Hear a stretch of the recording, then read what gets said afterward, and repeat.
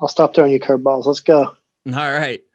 Well, we start this literally the same way every single time. We do a little introduction. So why don't you tell the people who you are and what you do? Sure. My name's Chris Vendilli. I have a digital agency. We're currently going through a rebrand, but we go by the moniker ProFromGo for now. In the short term, we're going to be changing the name up to Vendilli Digital Group on the heels of a merger with another local agency. So we've been busy. Yeah, well, I mean, that's kind of where I was going to get to. Like, no need to really bury the lead. We'll just jump right in there. You made a pretty huge announcement. Talk about the big news. Yeah, so Media Post Inc. is the other group of guys that joined us fairly recently. They've been in business for about 30 years. And it was pretty attractive to be able to kind of bring that video production capability in, which was one of their kind of core competencies. Our agency's primarily been, online marketing, online advertising, and a good bit of website design and development. So especially, with everything going on in the world with the pandemic and people being virtual, trade shows canceled, video just seemed like a great addition that bolted on so nice to what we were doing. And we started talking just towards the end of last year. Happened pretty fast, and we realized that there was just so much synergy. Made a good decision there to put the teams together. So, yeah. Perfect. That's I mean, super exciting. Congratulations on that for sure. So what I kind of want to do is kind of go from like the ground floor up to like the up to the penthouse. So why don't we Okay. start with ProFromGo?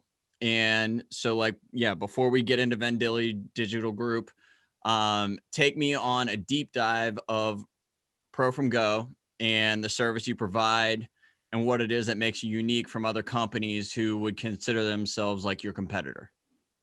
Okay. So we do, I'd say probably about half of our revenue comes from like website design and development projects, forms. And a good clip of it is from just ongoing retainer services, which is one of the things that makes us slightly unique. We do tend to work on kind of like a retainer basis with most of our clients. In an ideal situation, when the budget's there and it's the right fit, we'll take over their whole web presence, whether or not it needs redesigned or whatnot. But level, we'll help them create their content, like blogs, social media, all the design work. We'll run their ad campaigns, Google, Bing, Facebook, Instagram. Actually kind of become their online voice for the most part, and help them with the technical aspects as well as the creative aspects. I think another thing that makes us, I guess, slightly differentiated is we're a HubSpot Platinum partner. I don't know if you're familiar with that tool, but it's sales, marketing, and service software. It's great for small business. They've got different levels, so it's pretty affordable, all the way up to kind of enterprise grade. They're really moving up market right now. But my favorite part about it is the CRM component. So I'm a certified sales trainer with that, where we'll go in and implement it, teach the sales users how to use it, and I think the big payoff there is it gets the sales and marketing teams really working together. There's kind of a natural rub sometimes between sales and marketing. The sales guys say the leads suck, and the marketing guys are saying or girls are saying that the sales reps can't close the leads that they generate, and getting kind of a service level agreement between them and all looking at the contacts from the same through the same system is really beneficial. So we've seen some good breakthroughs for our clients with that. Right. Well, so kind of funny that you brought up all the ad stuff. Obviously, like I try to do a little bit of research whenever I'm having somebody on. I definitely knew about HubSpot before, so I get into that and I look up CRM and everything like that. And now I'm getting just drilled with all these CRM. Cyber stalked. Yeah, Yeah. like Monday.com is the most recent one that's hitting me on YouTube all the time. Yep. But just so like the people listening know, can you go into like CRM a little bit more? Sure. Yeah. So like, I'll kind of give you a before and after. That's probably an easy way to describe it. What are you sipping on there? Because I was told to bring alcohol and I didn't crack my first beer yet. I have a little bit of gin here. Nice. You're fancy. I just got a Corona. So yeah, the CRM component, I guess, where it really helps us as the digital partner, is that, without a CRM or an integrated tool that's kind of connected to your marketing and advertising, like pre HubSpot, let's say, we'll come into an organization, let's say they have like 2 or 3 people in the marketing department and 6 or 7 sales reps. That's about the ratio we might see. They're running around with like legal memo pads with all their notes, who their contacts are, what their deals are. You almost have to like corner them and interrogate them sometimes to see what's in the pipeline. The marketing folks are kind of confused, like which leads are they following up with? Which leads haven't they gotten to yet? Is someone cooling off in the corner that we don't know about? With a tool like HubSpot, we can see which sales reps work in the deal, what they're saying to them. We can see where that lead came from, not just where it came from, but like very specifically, like, for example, say we're running like a multifaceted digital advertising campaign with numerous ad sets out there. We'll know which ad they clicked on, which landing page they hit, which sales rep claimed the lead. And my favorite thing about it from the sales user perspective is, adoption's a big problem with these tools. It's basically a customer relationship management tool for the people who might not know what CRM stands for, but I lost my train of thought. Maybe the Corona will help me remember. You were just kind of talking about how it, kind of organizes everything that's right. Going on within the teams and, how they're dealing with each individual client. Right. From the adoption perspective, what I love about HubSpot is it's just super sales friendly for the sales user. So, with a tool, not to bag on any of the other competitors out there, but with a lot of them, they still have to do all their normal work of selling.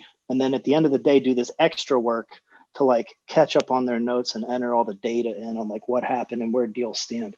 With HubSpot, it really integrates nicely between the mobile app. There's like a business card scanner that's super helpful, creates contact record for you. It piggybacks on your email. If you use like Gmail for Business or Outlook 365, it adds a little kind of toolbar in your email client, and you just log the message to the CRM. If I send you an email and I log it and you're not in my CRM, it will create the contact record. It'll go and look at the company information on your business domain name and give me some intel on that. It'll associate the contact and company record. So by the time I go into the tool and actually add the context of like, what Eli might want to buy from me, I don't have to fill in all those blanks. It's already done for me. And there's even some information that saves me time, so I don't have to go looking for it. So it really complements the way people sell today, especially in this kind of digital world, which, with that adoption issue and, sales users don't need more work to do. They want to spend their time selling. And same with marketers. They don't want to be data entry clerks. They want to do marketing. So it gets the two camps really talking. And it ultimately, once you build a little equity in it, of course, there's some upfront work to get it all set up and get your assets in there, that sort of thing. It saves you time, which, that's invaluable as well and hard to quantify. Yeah. I mean, my whole like being in life these days in business is like efficiency and streamlining and, not expelling effort in places where it doesn't need that much, right? Like like work smarter, not harder, type of thing. And I'm always on board for that. And when somebody talks to me about like, oh, if I buy into this tool, like, am I wasting money? I'm like, I don't know. How much time are you saving? Because that's wasting money too. You just don't see it. Right. It's not an actual cost, but you're not earning anything. Right. Yeah. And I think that's probably probably one of the best ways we're differentiated, at least locally, because there's just not a ton of HubSpot partners. And I think a lot of agencies like ours, they help, make your site look better, right? They might even help you get your message out more clearly, but it's hard to measure the impact of that. But when you have a tool I just kind of touched the tip of the iceberg, that's integrated with their website. It has built-in analytics. I know where the contacts are coming from, which pages they viewed, how long they spent there. And the underpinning of the whole system is, marketing automation, and they're starting to kind of introduce basically like almost like AI You can get a little more advanced with it. So when we customize it for a client, like the questions you ask a prospect to get them as a new customer for you are different than every other company. So we make sure it's kind of like fill in the blank. And as those blanks, so to speak, get filled in, you can reorganize them automatically and roll them in follow-up sequences. And, good example, someone goes cold on you. That happens a lot in business. And they come back and they view your pricing page. Let's notify Eli it's time to reach out and kick them out an email to automatically schedule with you, where they can just, pick from available times on your calendar and it books it for you. It just kind of works. Yeah. Well, I mean, God, that it's kind of creepy to hear you say that, but like, as somebody who, I'm all but basically Facebook certified, with the blueprint course and whatnot. Mm-hmm. I have a problem with the amount of things that they do to make money over there and that outfit. So I actually Yeah. haven't gone for the testing because it seems to equate to be one of those things. But anyways, just knowing like how the pixel works and like the amount of creepy Yeah. like internet stalking that the internet does on you without you Yeah. knowing is kind of crazy. So when you're saying that like, oh, somebody just, that went cold on you showed up and they checked out your pricing page, and then all of a sudden a whole other sequence of things like fires from it. Yeah. It, Yeah. it doesn't shock me in the slightest, but I mean, it's an awesome function, and it works great for obviously customer relations and whatnot, but God, it's creepy a little bit. It's like this weird combination of creepy and cool, depending on which side of the fence you're on at any given time. Right. Yeah. It can be one of those things where it's like, man, I can't believe you just reached out. I was just on your page. I tell when people are looking at HubSpot, I'm giving them a demo. I always tell them, if I ever call you and say your business card just fell out on my desk while I was moving things around and I decided it was an omen to call you, that's probably not what happened. I probably got an alert that you opened an old email or you're on my website. That's just my icebreaker. Your business card fell out on my desk today, so I thought I should call you. And literally, they're like, while they're looking at my website. It's actually not a bad icebreaker. I should just pull that clip and be like, this is a decent icebreaker. So like COVID times has definitely like woven a wildly different narrative for businesses that have large footprints in the digital space. So like take a little time to tell me what the last year has been like for you operating through the pandemic as an internet marketing company. Yeah, it took 10 years off my life expectancy. I, as I'm at it full time. This started as kind of a profitable, I guess you could call it side hustle. And then I went full time with it like maybe 5 years ago. And I guess breaking it down last year, quarter by quarter, first quarter, we were hot to trot. Our pipeline was thick. Our clients were happy and, we were expanding our accounts. Around March, the world kind of hit the pause button. Like pretty much everything in our pipeline, said, obviously, we're going to hold off on investing in anything like this. Numerous clients, we have a couple clients that are kind of like restaurant hospitality, suspended all advertising, pulled back retainers. So we took a massive nosedive in the second quarter, which, really had me on my heels. Third quarter, real quiet. We just kind of maintained and regained some ground. Fourth quarter, things kind of exploded and more than made up for the third quarter. But by that point, we felt like we were doing 3 times the work for like half the money because, everyone was kind of knocking, asking about capabilities, and you have to kind of handhold through those conversations because in a business like ours, we're vetting and qualifying as much as we're selling. It's a very much a relationship business, and can you help them, right? Because I don't like to take on a client. Everyone's money is green, but I don't like to take on a client if I don't feel like we're really going to know what we're doing and help them, because there's some profit in the process, and if you're reinventing the wheel on every account, it gets messy. So, it was a tough second quarter. We made up for it later in the year. We ended up finishing the year up like 17%. but that doesn't tell the full story of the roller coaster ride that was 2020. We qualified for payroll protection round 2 because our second quarter was down like 26.5% over the year before. So we actually got both rounds of payroll protection, which that made a significant difference, and if nothing else, just stress levels. Yeah, that was huge for us, so that helped a good bit. And fast forward to today, I don't like to think of it as benefiting from the pandemic, but trade shows are canceled, a lot of events are canceled, and a lot of big companies are starting to finally come to terms with this idea that the digital channel is a place that you just can't ignore it anymore. So I think this is going to be a big year for us. Is another reason we decided to kind of expand the depth chart and put those 2 agencies together like we did and add the video capability. So things are back in a real good place that we're happy with. So that's definitely but good. It was quite the ride last year. It was very situational. Like restaurants canceled, like other clients, like one of our clients manufactures they work with Phillips Respironics. They ramped up. We had several other clients that were kind of in that space where it really depended like on an account per account basis, like what's up with their business, whether or not they canceled, paused, or ramped. So we had a few ramp, we had a few pause and not come back.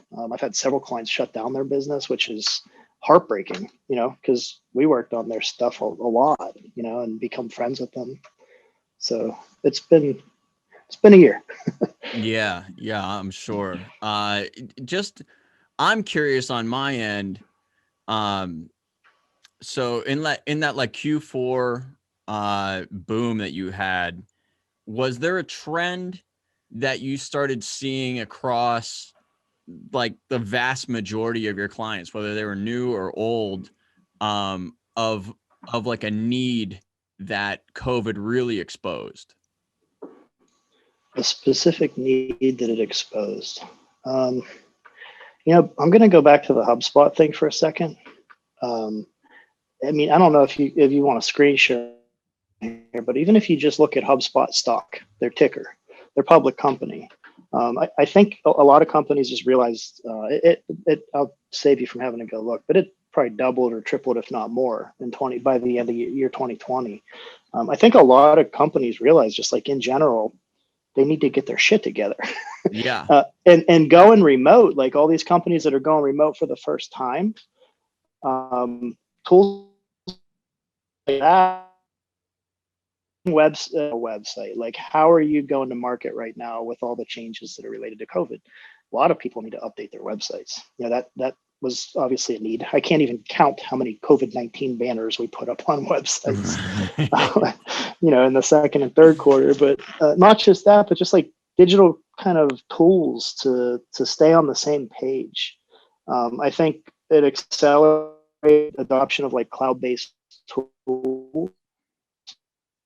That was one of the trends that I saw, and where it really directly intersected with us was probably HubSpot, like helping people get up and running on there, being more efficient. I kind of was, I was hoping that you would say that, because it just seems that is exactly what I saw coming out of COVID. Like whenever, my other job is that, that I do webcasting, but, we have an office, and for as long as I had been rallying for like, we don't need to be in this office, we can do this remotely. But what we need is an organizational system to be able to do it remotely.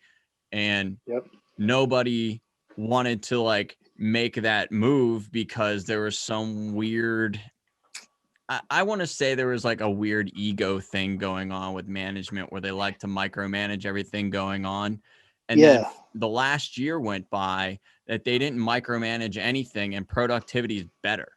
Like booming. Yeah. I can't even count how many of my clients told me that, because we've almost everything we use is in the cloud. Obviously we log into our server to edit websites, our project management systems online, HubSpot, obviously you log in on through Chrome, right. And I bet at least half a dozen, just right off the top of my head, clients who going back pre-COVID, told me they were like petrified of letting their whole team go remote. Like, oh, nothing will get done. We're building a culture, and you have to be in person to build a culture. I disagree with all that. We've been doing remote Fridays for years, so we were completely set up, which was easy.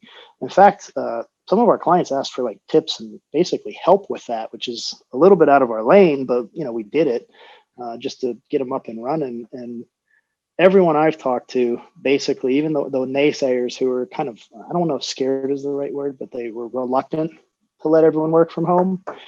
Everyone I've talked to, the same people, like, you get on the phone, you're like, I remember you were kind of nervous about this. How's it going? Oh, it's great. I wish we did it 5 years ago. Everybody's so happy. And, people have told us they were thinking about looking for another gig. And now that they can work from home, they're beyond happy to just keep doing what they're doing. Yeah. Yeah. And I mean, like, there's a lot of crazy stuff that I feel like I was bringing home from work that I didn't need to. And like, one of the things was that I was so stressed out. Like, it would be a day that was a high volume day for me personally. No one else really knew that, but the organization within the office also didn't let anybody know that. And the way the office was laid out made me accessible entirely too easily. So if somebody wants to get in hold of me right now and I'm having a super busy day, they got to either shoot me a text, send me a call, or like chat with me on Teams or something like that. And they have to wait for me to be available to get back to them instead of interrupting me in the middle of something that takes my concentration for sure, like needs direct, uninterrupted focus. And then all of a sudden, some idiot comes over and like asks me something that isn't even related to me. It's like for something like, oh, who do I need to talk to about this? It's like, I am also not the team secretary. Like, Yeah. why did you bother me about this? Do you know what I'm doing? Right. Like, and then also, like, I'm upset because like I want to say, like, do you know what I'm dealing with? And of course they don't, because our company is not set up that well to like block me out of like, don't interrupt him right now. Yep. And we realized too, I think in part thanks to COVID, that, not everything is an emergency. A lot of meetings can be emails or Slack messages or Teams messages or Zooms. And when you have, like, we have a lot of knowledge workers, creative people, like a developer or a designer, and especially our developer, like when he's heads down in a flow trying to hit a deadline and a support ticket comes out, and it might not be a pants on fire support ticket, it needs to get done in a day or two. You interrupt him, like he's screwed up for 20, 30 minutes before he can get back into like, line 4,000 of the code he was editing. Right. And when you have a better system to manage those requests, productivity just skyrockets. People can get things, the human brain's not designed to multitask. I'm sorry. It's just not. So when people can kind of tick off their task list one by one and then even schedule time for interruptions, or team meetings. Like we one of the first things we did is a daily stand up every day at 10. So like something comes up at 3:30, it's like, oh shit. The first question is, can this wait till 10 o'clock when I see him? Or do I need to contact him now? It's like, you're going to see him at 10. Right. And that helps a lot with the interruptions. Yeah. Well, I think we're kind of starting to get it like a little bit off track. We were talking about you guys specifically, but what I want to kind of now move on to is let's talk about media posts a little bit. I know that you would never amalgamate yourself with something you haven't like thoroughly vetted. So take me under the hood of media posts and what aspects about the company strikes you as the most compelling? Yeah, so they were primarily web design and video production. There was, I think, 5 people there around the time we made the decision to put the companies together. And a few of them were partners who, 2 of those partners have essentially gone into retirement or semi-retirement. And I've been acquaintances with the one who joined me as our director of ops. His name's Rob, fantastic guy. And then the other 2 folks, another designer and a video specialist, joined us as well. So, adding those 3 people, it kind of gave us a little more depth chart and design, a new capability. Obviously, that there's some equipment involved, and another agency operator with like 30 years of experience was, super attractive, because the two of us can, at this point, I've been in the game for close to 10 years. He's been in it for 30. Just kind of learning how to navigate, and we want to swim a little bit faster, together. So we looked at, the nature of the projects they do, even at the kind of technical approach they tend to take. And, it was just so similar. It made a lot of sense. So at that point, it just kind of became a game of, crunching numbers and working out terms, right? Which that part was surprisingly easy, actually, once we got there. Yeah. I was thinking this because, and I guess we're going to roll into like the coup de grace here, but I was thinking about this whenever I heard that you made the announcement, which is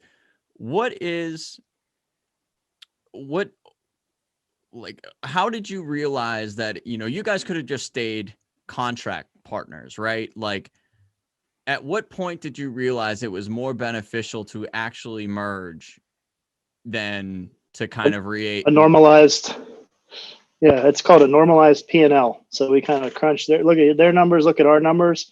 And then what if it was one profit and loss report? And what you tend to find out is we're both paying for all the same shit. Like, we both have rent. We both have the same software subscriptions. We both have all this stuff. So then it becomes a matter of like, all right, well, what would payroll look like? What are how do the salaries kind of dovetail together into a roster? And we actually realized pretty quickly that the real opportunity there was the expense reduction by putting the teams together. So that was super attractive, because obviously, we didn't need 2 locations. We didn't need probably 75 or 80% of the software that one of the agencies had could just go away. We spent a ton of money on software subscriptions, like project management software, stuff like HubSpot, basically. Yeah, tons of licensing, I'm sure. Yeah, the Venn diagram of overlap in our expenses was where we all had that eureka moment. Like, this makes a lot of sense if we kind of mash that all together and get rid of the stuff that we don't need 2 of. I think Venn diagram is probably the best like visual that you could give me here, because so ProFromGo meets Media Posts, and with your powers combined, you are Vendilli Digital Group. That's the plan, yeah. Yeah. So now this is like the penthouse, I guess. Like, give us the full boat of what Vendilli Digital Group is, and even what you see as its trajectory looking like, as we appear to be pulling out of the most insane era of our lives. Yeah. So small to medium-sized businesses can't afford to have all the experts in-house that could do what we can do. So I like to think of it as you basically get with our model, that is, you basically get a digital department for about the cost of 1 employee. So if you wanted to really kind of level up your digital game for your business, you're going to need and this is a mistake I think a lot of small businesses make. They try to go find a unicorn who can go do all these things, and that they quickly are disappointed when they realize the person they hired is not a unicorn.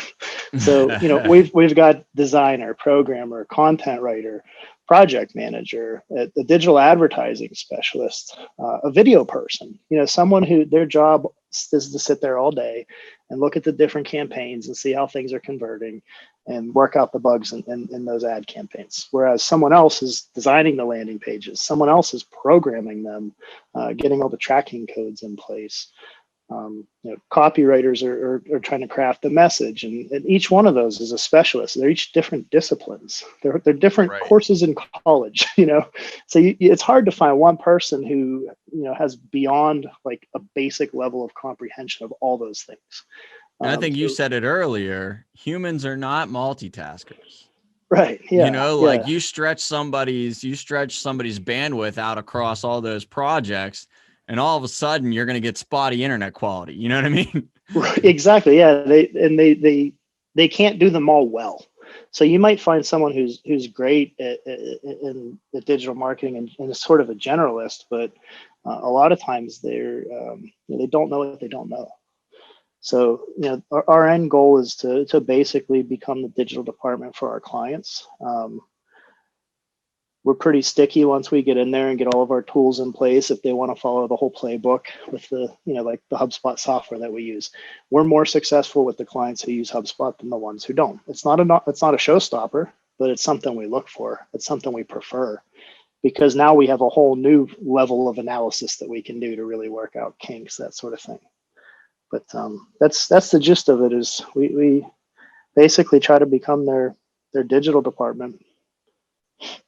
So, whose idea was it to really explore the merger? Like, who decided, like, hey, why don't we start looking at these numbers and seeing what's what?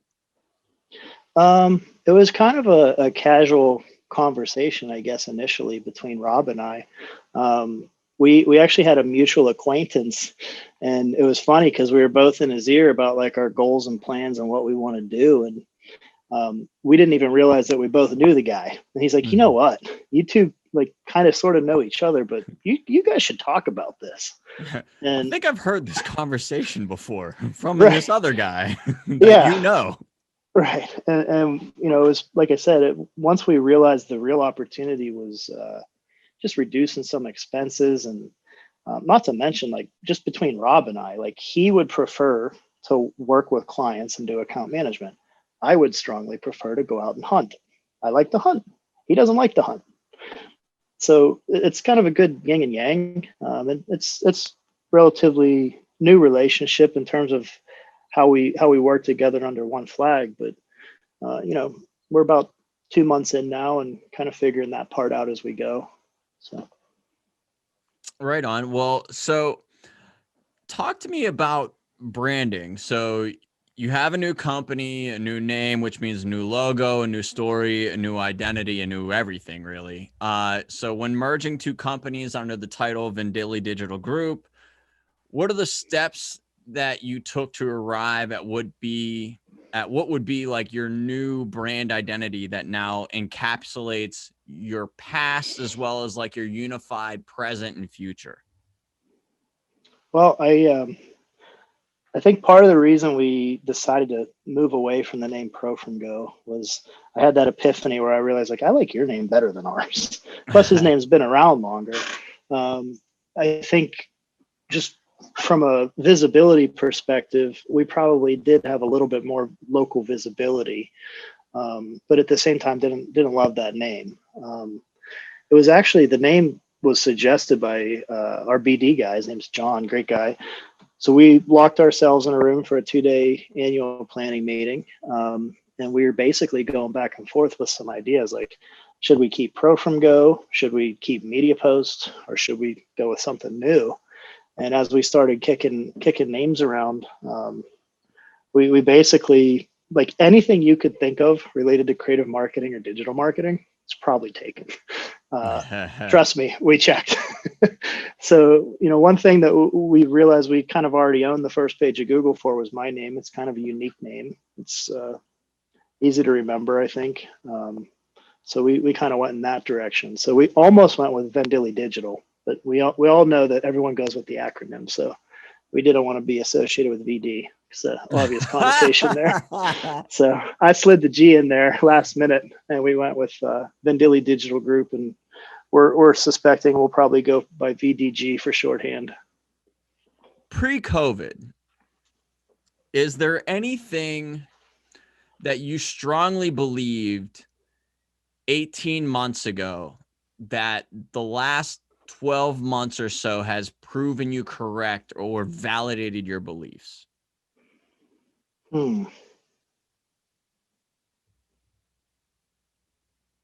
That's a tough one. Something in the last 18 months ago that I suspected would kind of be a trend or grow or change, and it came true, like a self-fulfilling prophecy of sorts.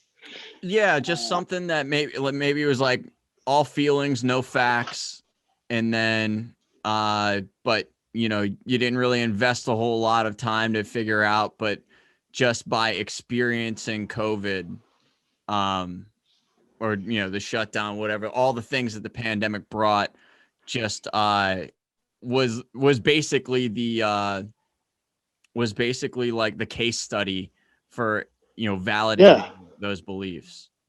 Yeah, I think I got a good one. So, are you familiar with the term inbound marketing versus like outbound marketing? Yes. So, let's say you're on the market. Go ahead and describe it for the people that are going to listen, but go ahead.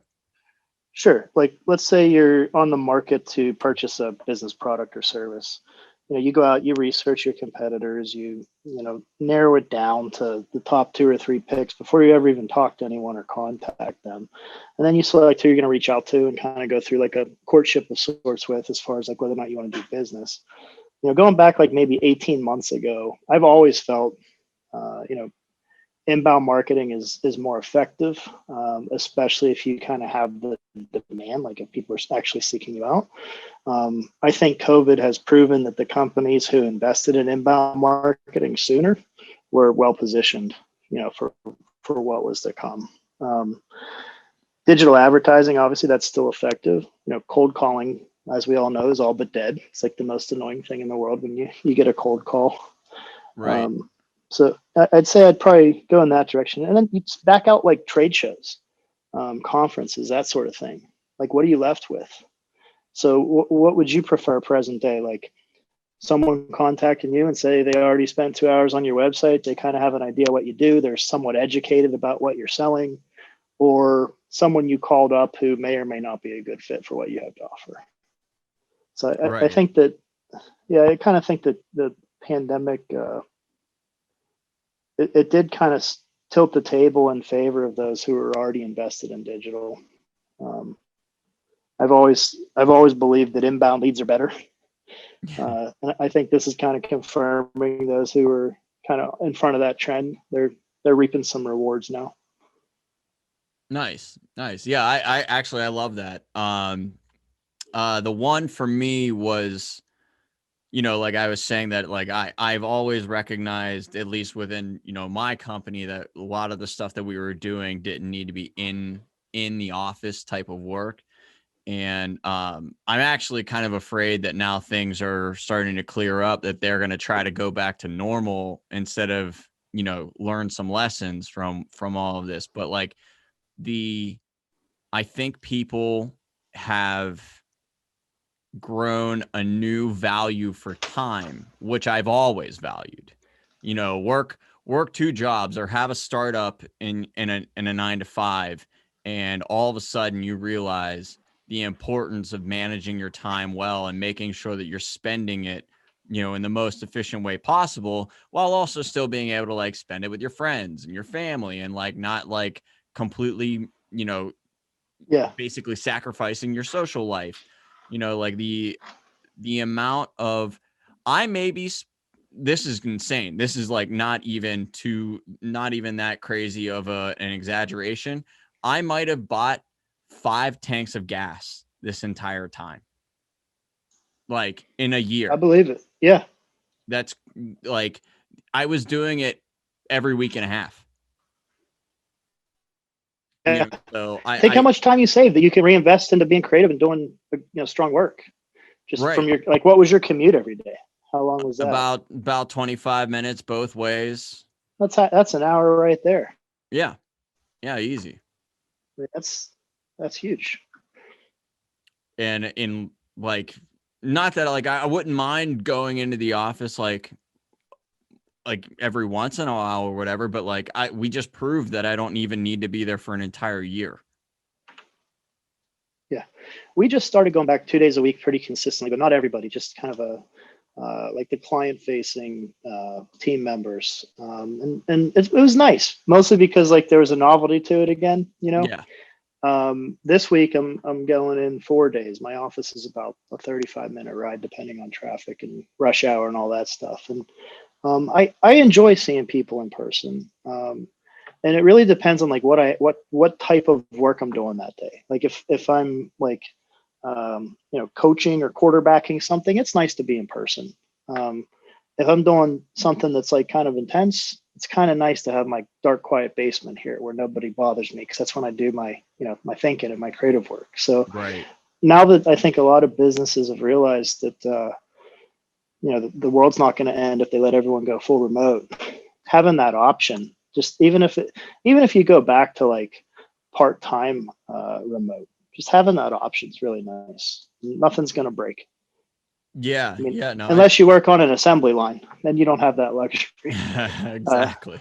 Or certain hospitality businesses. But yeah, no, I think if and I mean, like you can look at UPMC right now. They've just shuttered entire offices, like entire divisions are never going back to work. They think made about like telehealth visits, like they're obviously skyrocketing, and Mhm. like what's the smarter way to play it? Like talk to your doctor over Zoom where you can't get them sick, and then he has to see 25 more patients that day, or take your germs into the office where all the other people with germs are at. Right. And I understand like if it's like a cardiologist, right? Like you probably can't be like, hey, take your own blood pressure and tell me what it Right, is. You know what I mean? But right, like, yeah, um, but like I did one, I had like an eye infection early on in the whole pandemic thing. And I basically just put my eye up to the camera and he was like, yeah, you got a weird, like, sty or something like that. And next thing I knew that I had a prescription at a Rite Aid down the street. Like, it was the best yeah. thing ever.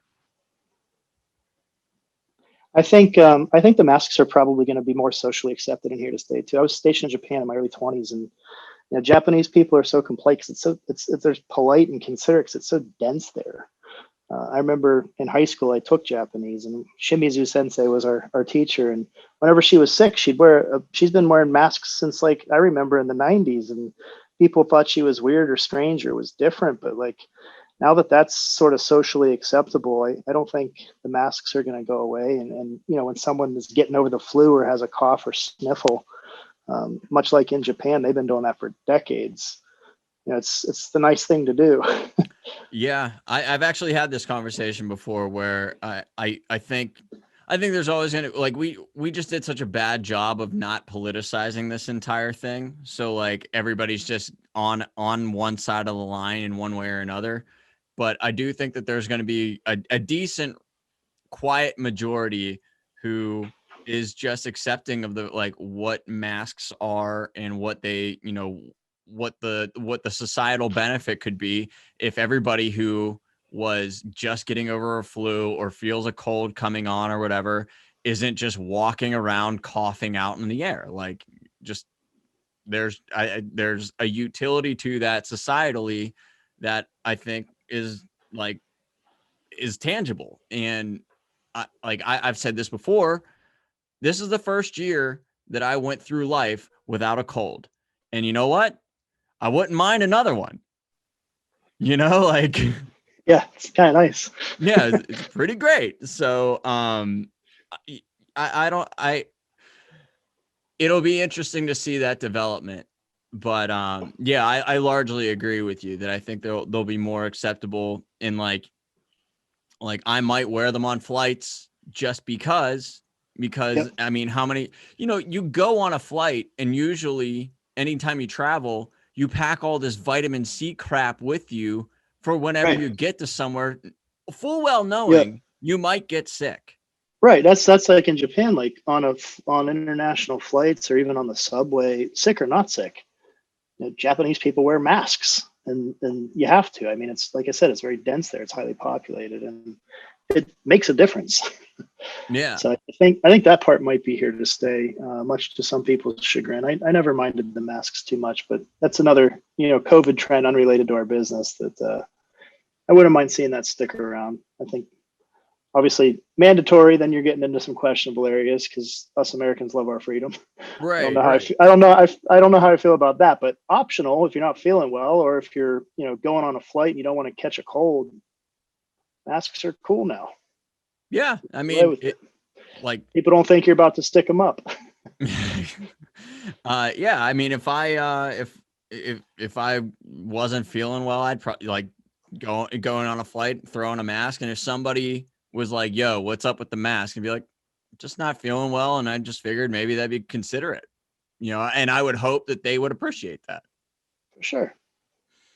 Um, so my like selfish portion of this whole thing is starting to focus on you and your professional journey. And obviously I met you years and years ago, and I don't even know if I was growing a beard back then. I think I was clean shaven when you first met me. But so I kind of know the origin, but I don't have like the detailed version of it. So what I want to know is like, where do you plant the flag as like my beginning point? And then I kind of want to know all the like the big decisions, the hard decisions that took you into, I mean, guess basically right up until now, like right up until this merger, or like maybe pre-COVID, something like that. Like give me give me the professional journey of Chris Vendilli, because this is what I really enjoy, is getting to hear the tough decisions that people went through, because I think this is valuable, that a lot of people just get to see the company after it's made, right? They Right. get to They see think it's overnight success when right. it's like 20 years in the making. And I obviously I've been through a couple companies that didn't make it, and the one that I'm in right now, I'm really invested in, so I'm hoping that this is the one that goes. But so I know the effort and the amount of failing and the amount of lessons learned from those failures that need to take place to get there. So I like to put that front and center to people, so that they can't just be like, oh, this happened overnight, and like, oh yeah, like, oh, like, what would you know about struggling? It's like, bitch, I ate hot dogs for 5 years straight. You know what I mean? Like, Right. Maybe some ramen noodles on Fridays for a special right, occasion. exactly. Yeah, just for a little treat, switch it up.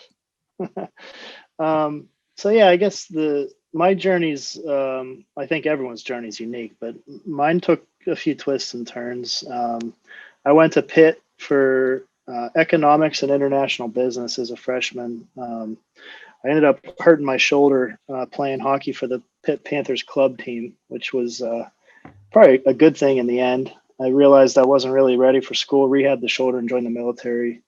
I came home, and I think this is how we first met. I went back to Pitt and decided that economics was not my favorite topic. And I switched to information science. While I was going to school, I started building websites kind of on the side. And it's actually started with a class project. I'm going to date myself a little bit, but I wrote a paper about how to market your business on MySpace. I was always maneuvering, and I used it for an English class and I used it for a computer class. Same paper. And I had a professor, I forget what the name of the class was, but it was an information science school. He's like, this is pretty good, and there's not a lot of information about this. You should think about maybe making this into like an ebook and seeing if you can sell it, or get some downloads online. So I made like a one-page website, which I used that for another class project, by the way. And I set up a little opt-in form, and I had like a couple thousand people signed up for it pretty quickly. And a little light bulb went off, like, they downloaded this thing like while I was asleep. What if I charged a few bucks for it? What if I added like, some more production value?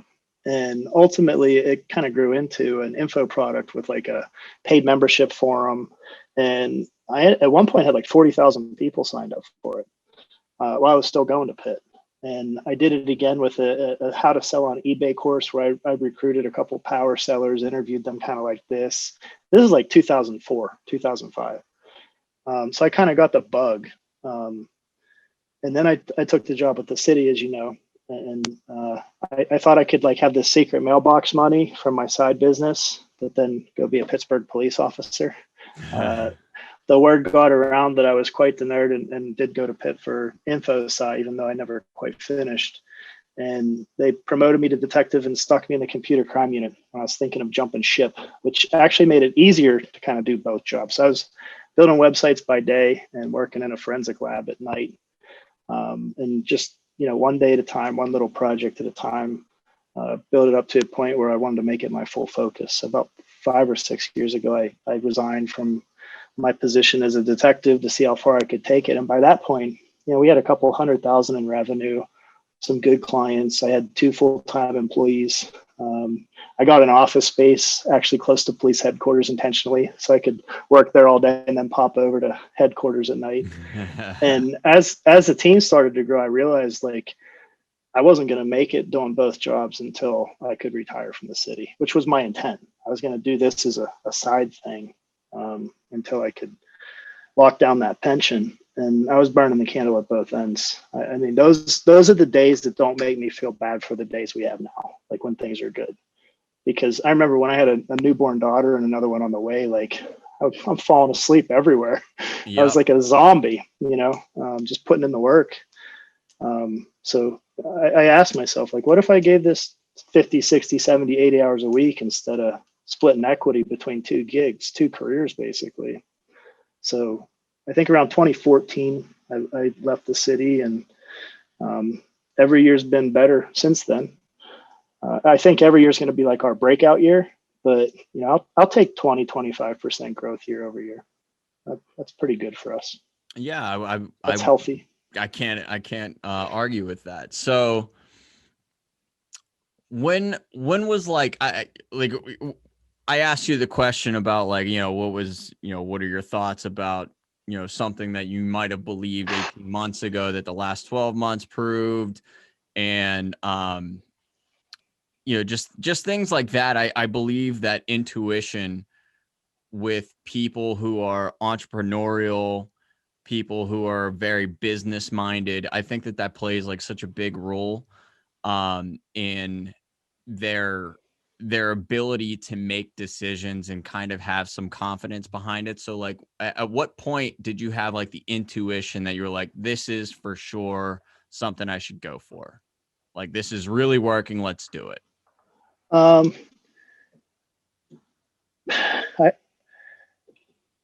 I can almost narrow it down to a single thing, and not to shine a bad light on any one particular person. But I had a disagreement with a supervisor at one point, actually multiple points in my police career. And I realized, this particular instance, the supervisor was completely wrong. And it was a relatively inconsequential thing, something very silly. And it kind of was, I think, helped me wake up a little bit, that when you work for someone else in general, or you work in a position where the only way to make more is to work more, it's self-limiting is not the right word, but it's, you're not truly free, and I think that was what, like, personal freedom to me is huge. Like if I wanted to make more is like the snake eating its own tail.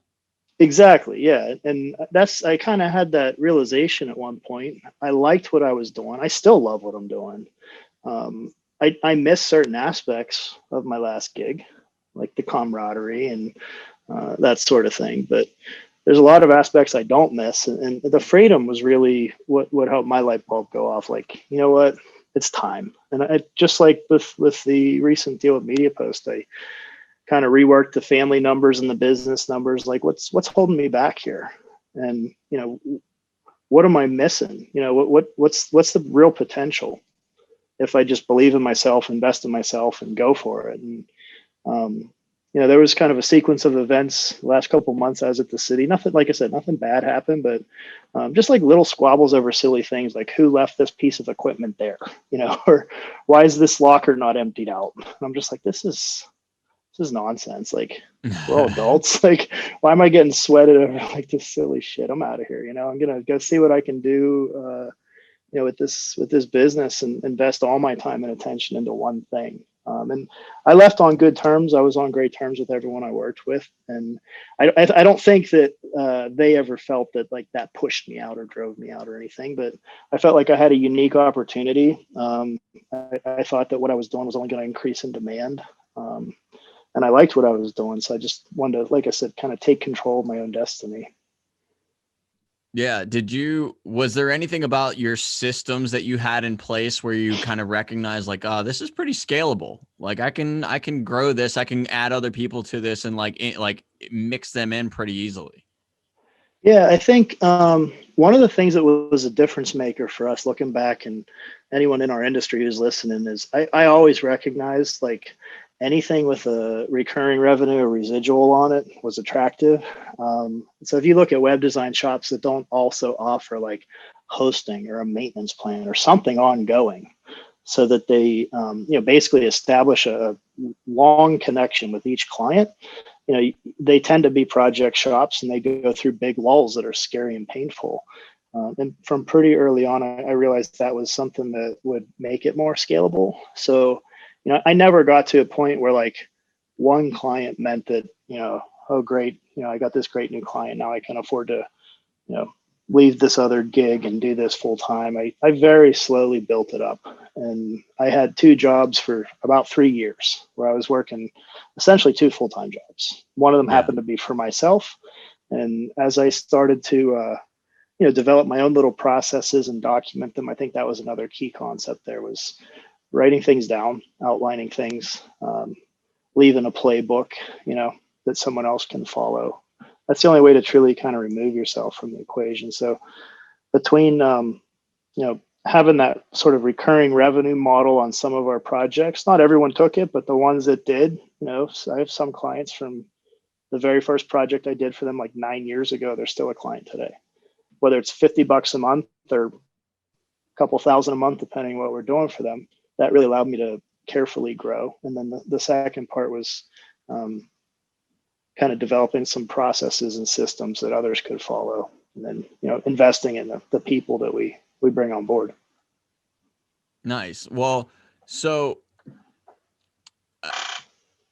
I want to ask you this question just because I feel like it's a slight reflection of something that I did during this whole thing.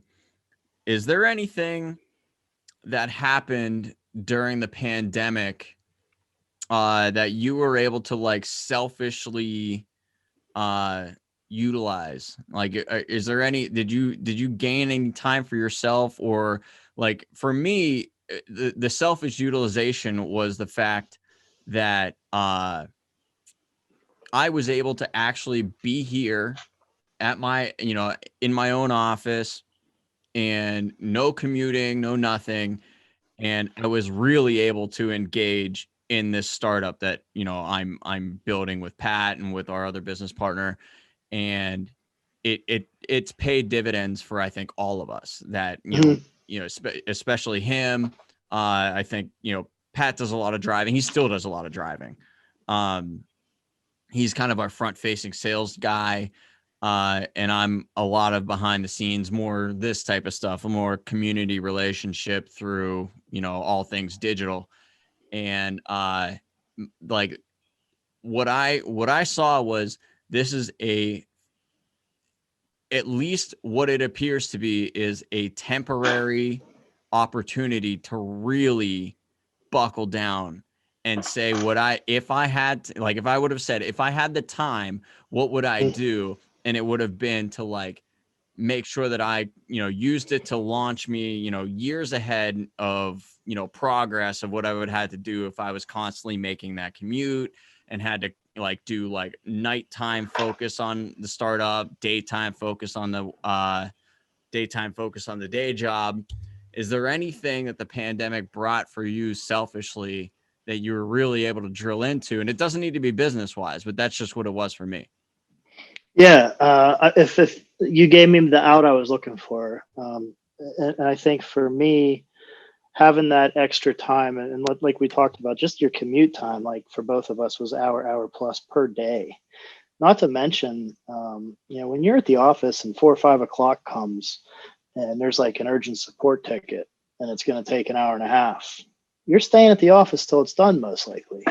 So I can't even count how many times it still happens now. Like I'll be in the office, the afternoon takes a twist, and I'm driving home at 9:30 wondering what the hell happened. So, being able to pop upstairs and back down to my home office really bought me a lot of time. I have 3 little girls. They're 8, almost 6, and just turned 3. So we've got our hands full here. So all that extra family time for me, especially last summer, we love to go camping. We have a little RV, and There was even a few days I was working from there. I have internet there, which is Nice. nice. So working from the camper and heading out to the lake when we're done, or even heading out to the lake and heading back for my next Zoom call now and then. Like, that's awesome. That's time. Those are memories. That's a real investment. And into your family. And for me, that was kind of my selfish takeaway. I think was just having some more time with my wife and kids and getting to go out and do the things we want to do on our terms. And I think that really brings me back to like work-life balance. There's no such thing anymore as like a balanced day. We try to have like a balanced quarter, like a Right. balanced month. So like if I get stuck working late last Friday, maybe I'll cut out early next Friday. And to be able to make those decisions, especially when you're remote, not to mention extending that courtesy to your whole team. Like if they had a rough Friday last week, cut out early this week. We're all adults. The work we do is measurable as long as the job's getting done and customers are happy. I feel like in a way, it's sort of a gift and a curse being able to work from home, and depending on how you look at it. That's interesting that you brought up like extending that courtesy to other people. I mean, this is so silly that I didn't really consider asking you about this, but like management style, like what's like the way that you like to deal with the fact that you're the guy on top? Like, how do you deal with clients? How do you deal with hiring and firing? What's like the vibe you like to I guess inject through the veins of your company?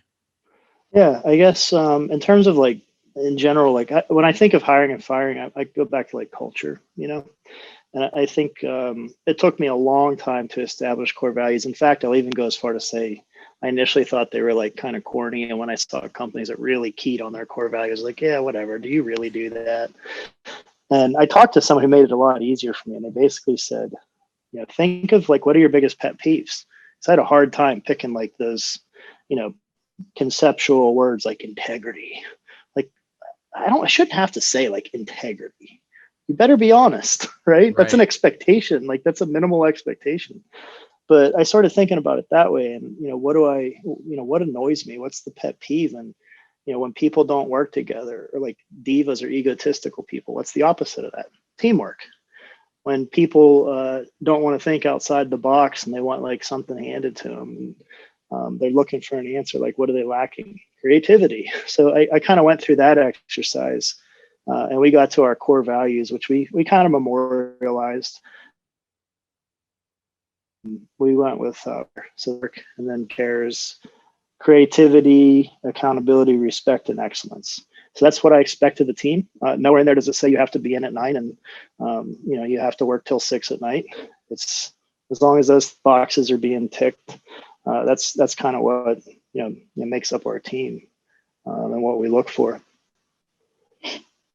Nice. Well, I mean, I love that. So yeah, and I couldn't agree more. I'm kind of on the on this tip where like obviously I'm getting older or whatever, and we're to the point where we're considering what's the next step if things keep going well for us. So like we're gonna have to expand.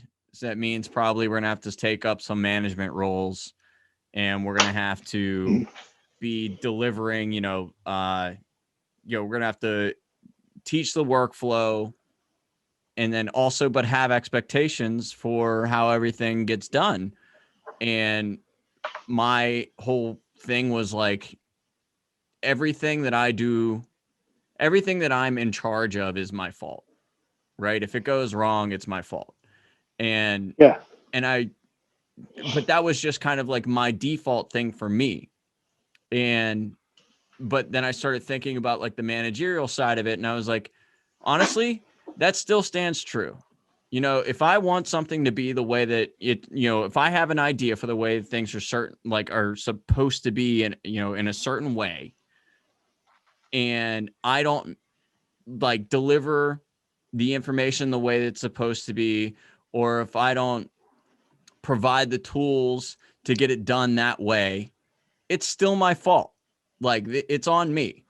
yeah, And So that's kind of like and I know that's probably a little too harsh, right? Like not everybody can be Atlas, right? You can't always just carry the world on your shoulders, but you at least need to set everybody else up for success, right? Like it's not supposed to be a sink or swim type of thing. It's supposed to be like, kind of all everybody's, if they're on your team, you're assisting them. Right. You don't have to be the guy that scores the goals. Sometimes you have to make the pass. Right. Or design the play even. Right. Exactly. Yeah, I think I saw a great webinar through this group of men, and they talked about the hero syndrome. And I think a lot of business leaders even make the mistake. They'll go as far as to like create the problem so that they can solve it. And they just constantly keep re-injecting themselves into the places that verbally they don't want to be. Mentally, they probably don't want to be there, but they don't know any other way. Right. And I think, having a good culture and sort of setting those expectations, it's like a service level agreement with everyone. Like if you're highly disrespectful, that's a big problem. If you're not creative or you're, enlisting the help of others to think through the things that you're expected to think through, like that's a time suck on everyone. If you're not accountable, like that's a big problem too. So I think establishing those ground rules, even though they are kind of conceptual, and it took me a long time to come to terms with like how helpful they are. Now it's been a couple of years since we've had them, and it helps like even in an interview, like when you're thinking about adding someone to the team, like if one of those little core values, spidey senses is tingling, like that's a problem. Yeah. It helps you with the hiring, firing, and everything in between.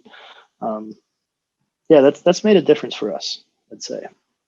And it's also made a difference for like being able to, I hate to use the word scale because we're still only an 11-person company, but I think I like to always say like I started this business by rubbing two pencils together, like literally like just a guy with a computer. And I'm proud of what we have and the team that we have and the work that we're doing. So I think that helped a lot with getting the right people on the right seats on the bus. Awesome. Not like this is completely unrelated, but like we're coming out of this, crazy world that we've been living in the last year. We've seen an explosion in a couple platforms, with one being TikTok, the other one being Clubhouse. Do you have any I guess thoughts about either one? Like, what do you think that It's there's funny because staying like power, or do you think what are your thoughts? I'm like the anti-social media internet marketing guy. I kind of hate social media. It's really strange. Like I'm on there, obviously. Like I'm probably most active on Instagram with like family kid photos and stuff, and then Facebook and LinkedIn are probably my three. I don't have a Snapchat. Clubhouse looks interesting to me. I just haven't made the time to get in there because the thought of one more social media account stresses me out. Are you an But iPhone I've been guy? a firm believer for a long time, especially like, yeah. Okay, yeah. I'm So an you'd Apple, huge actually be Apple able nerd. to, yeah, you'd be able to do it. I'm an Android. I mean, so I'm equal opportunity. I'm right now where I'm recording this on a MacBook Pro, but my phone's an Android. Okay. And everything that I use for work at my office job or whatever is all Windows. So like I'm all over. Yeah. I'm very skeptical of social media because you're the product, and like going back to my last gig, computer crime unit, and just how all these things work and knowing how like ad tracking works and they're progressively profiling you everywhere you go. I'm a firm believer for businesses. If you're not going to advertise, don't even bother. Like, don't Yeah. even create a Facebook page if you're not going to run Facebook ads, because their algorithm is set that like I think it's 0.007% of your posts will be seen by your audience. That's Yeah. crazy. Like way less than 1% of your posts get seen by your less than 1% of your audience will see your posts if you don't promote them. Well, that's the interesting thing, right? So Facebook early on, if you had a business page and you made a post, that post had a gigantic amount of organic reach. And Right. then Instagram, same thing. But as more and more people join and are on it, organic reach is nothing. Like you might get the occasional shout out from like randomly reaching like a celebrity or something, and they might shout out your post or share it or something like that. Yeah. And that will be what gets you organic reach. But now it's only paid. But places like LinkedIn, which you mentioned, you can still get organic reach there. It's slowly ticking down though. Now that's going to be paid as well. But that's what TikTok is right now, is this like massive organic reach, machine. And so like if you could sign up and your first post could get like millions of views. And I think actually they kind of do it that like gets you hooked, right? It's like the drug dealer thing. They give you that sweet taste of like going viral, and then you get that little release of the endorphins. Yeah, and then all of a sudden none of your other posts see anybody. But it's actually not that crazy. They're just, once there's enough content to basically be cycling through to everybody, like, because not everybody who's on TikTok is actually making content. Some people are just consumers. So once there's enough content to be cycling through to all these people that are consuming the content, then all of a sudden you're going to see TikTok's going to go way down.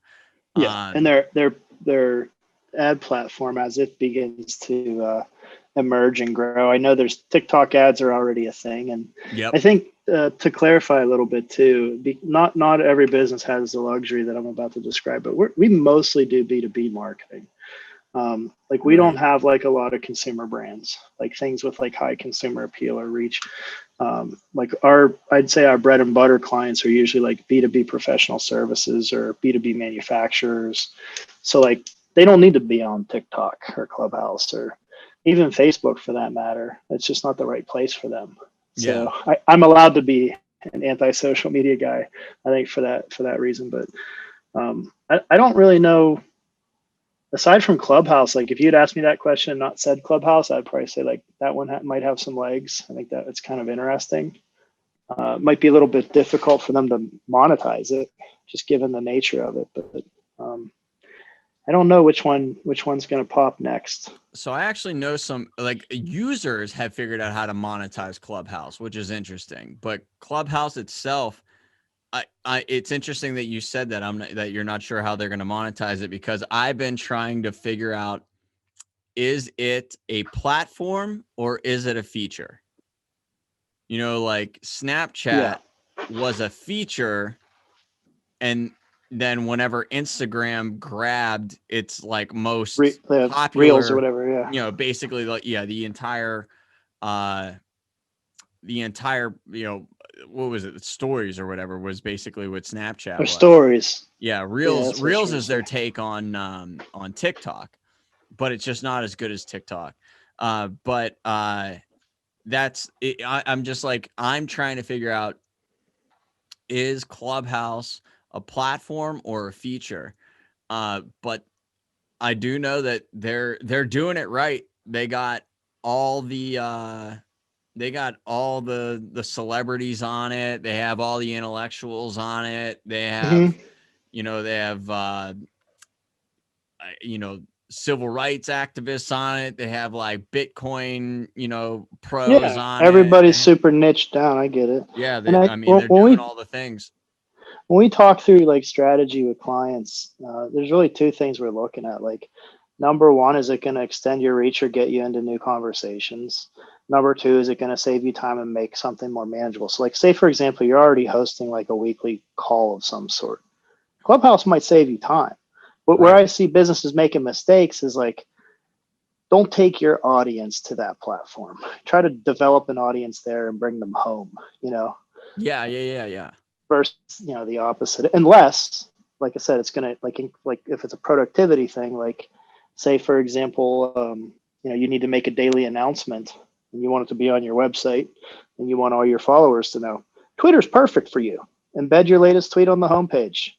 Then you don't have to like develop a custom app, and anyone with an iPhone can quickly tweet and update everybody and their website.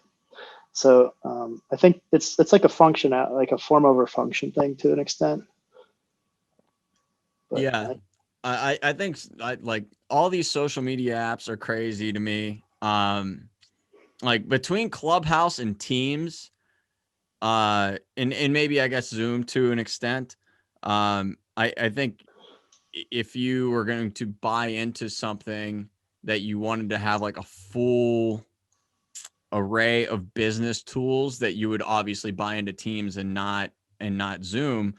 But between those two things, you would have full on conference calling for free with Clubhouse, and then Zoom is like every sort of communication you could ask for being, digital, whether it be like written, or video, plus all the tools that Microsoft Office offers you in extension to that. There's a crazy, the one thing that I think this pandemic did was accelerate the winners and the losers. And I like that. we're going to see some people take over some markets pretty soon. And if other people aren't swimming like hell, they're going to drown. Yeah, one of the sales trainers at HubSpot, great guy. He's like a legend at HubSpot. One of the questions he loves to ask is, are you in growth mode, steady state mode, or catch up mode? And I think what you're seeing less and less of is companies that would say they're in steady state. They're either growing or they're catching up.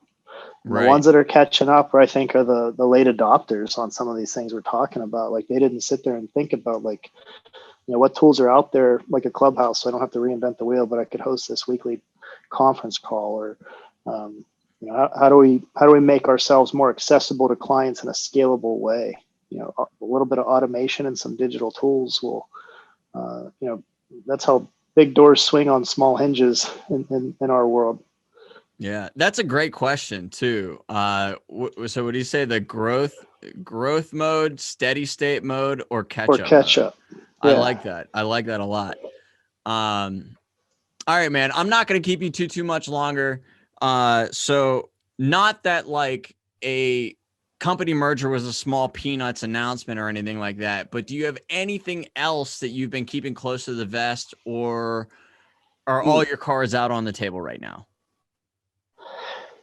I think all of our cards are out. The only one that's sort of in a silo is just working through our rebrand. We know that's going to take time, and for the time being, we're going by the existing name. As we kind of button up the new look and feel, and we're revisiting going back to basics a little bit. It's just a good opportunity to revisit, basically like pricing and packages for the most part. So nothing too game changing there. We're just looking to increase efficiency and build value, stack some value between the teams we pulled together. No big bombshells though. So just one day at a time. I think you've dropped a big enough bomb. You don't have to go too much. You don't have to be like constantly like, hold my beer. Yeah. Hold your Corona. So at the end of these, I kind of always let the guests be the interviewers, but instead of asking me a question, you get to ask the people listening, anything that you're thinking, anything that you would like to poll the listeners on, so what are you curious about that you'd like to ask the people that are listening?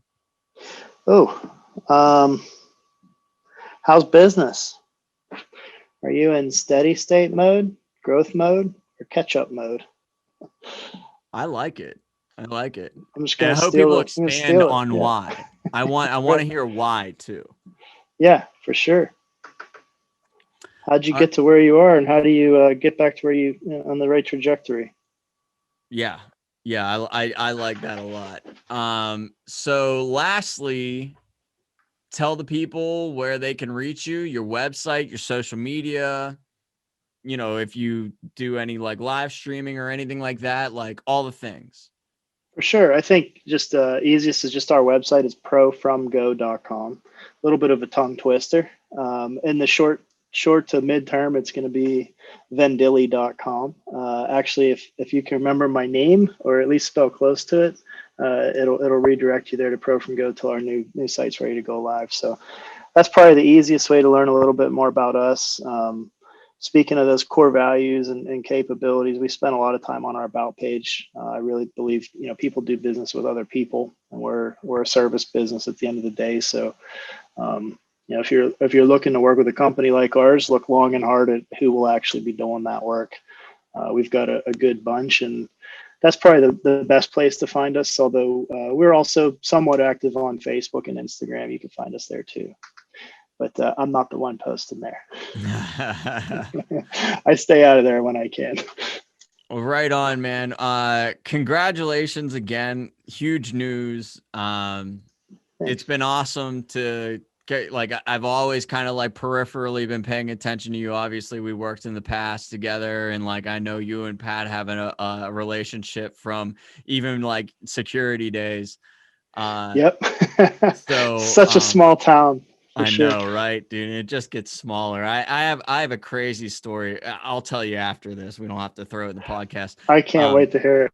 I gotta tell you, the first time I met Pat, you'll laugh. Oh, I know about it, right? You work security for him. Yeah, for Yeah. sure. Yeah, no, we actually, when I told him that I was talking to you, he's like, have I told you about the first time that we met? And I was like, Yep. maybe. I was like, I know you guys know each other, but like maybe.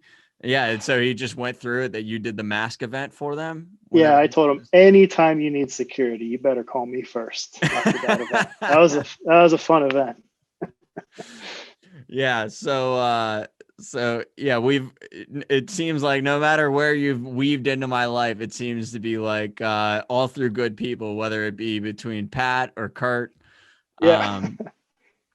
So, but thanks for taking the time. Obviously you hustled your ass up to get on with me, and I don't know, man. I'm looking forward to seeing what comes of everything for you. And listen, if you need anything for any reason, reach out.